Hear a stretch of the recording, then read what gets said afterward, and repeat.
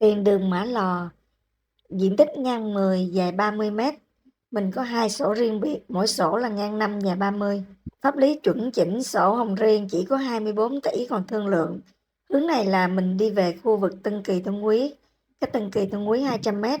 Và cái con đường thật nhỏ bên hông là con đường số 21, nó thông từ mặt tiền Mã Lò chạy thẳng ra quốc lộ 1A. Dự kiến sau này con đường 21 nó phóng hai căn nhà kế bên, mình nằm trong phần lộ giới.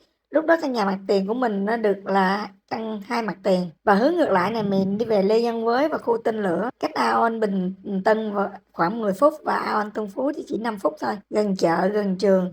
Vị trí kinh doanh đắc địa, mua hết bán hết. Mua một sổ 5-30 thì là 12 tỷ, hai sổ thì 10-30 là 24 tỷ. Tham quan căn nhà này quý khách vui lòng kết nối với bên em nhé. Cảm ơn quý khách.